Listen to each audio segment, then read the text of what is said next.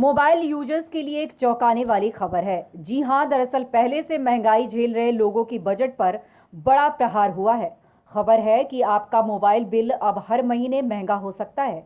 ऐसे में देश की 3 बड़ी टेलीकॉम कंपनियां वोडाफोन, आइडिया, एयरटेल और रिलायंस जियो टैरिफ में 20% की बढ़ोतरी करने वाली है। इस रेस में वोडाफोन, आइडिया सबसे आगे है, तो वहीं एयरटेल और जियो भी टैरिफ प्लान महंगा कर सकता है। टैरिफ बढ़ने का मतलब ये हुआ कि अगर आप पहले हर महीने मोबाइल बिल पर 100 रुपये खर्च करते थे, तो अब आपको 120 रुपये खर्च करने होंगे।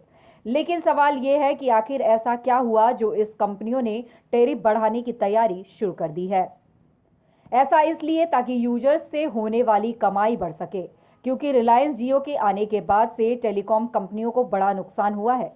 इसको ऐसे भी समझ सकते हैं कि जियो के आने से पहले तक देश में 9 प्राइवेट कंपनियां थी, जिसमें अब सिर्फ जियो, एयरटेल और वोडाफोन आइडिया ही बची है। ये कहना गलत ना होगा कि जियो के आने से टेलीकॉम इंडस्ट्री में प्राइस वार छिड़ गया है। नतीजा ये हुआ कि कंपनियों को अपने टैरिफ की कीमतें घटानी पड़ी। इससे उनके रेवेन्यू पर भी असर पड़ा है। साथ ही एक यूजर से होने वाली कमाई भी काफ़ी कम हो गई है।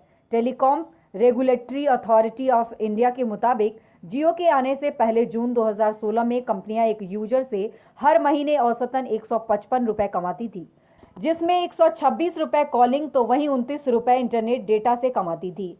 पर जून 2020 में कंपनियों का औसतन ARPU 90 रुपये पहुंच गया।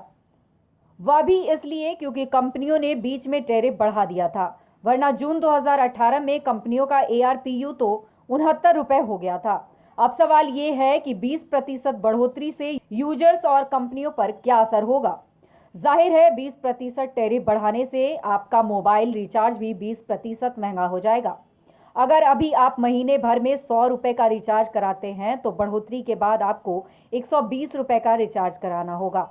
कंपनियों पर 20% टैरिफ बढ़ाने से कंपनियों का ARPU बढ़ जाएगा। इससे उनकी कमाई भी बढ़ेगी।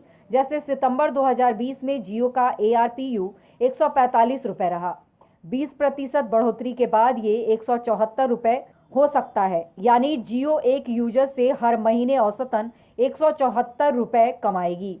अब सवाल ये है कि टैरिफ बढ़ने को क्यों मजबूर हुई कंपनियां, तो इसके भी 2 कारण हैं। पहला, जियो को छोड़ बाकी 2 कंपनियां घाटे में चल रही है। सितंबर तिमाही के आंकड़े के मुताबिक जियो ही इकलौता ऐसा टेलीकॉम कंपनी है जो फायदे में रही। जुलाई से सितंबर तक उसे 2,844 करोड़ रुपए का फायदा हुआ। वोडाफोन आइडिया को इस तिमाही में 7,218 और एयरटेल को 763 करोड़ रुपए का नुकसान हुआ। दूसरा बकाया AGR भी चुकाना होगा।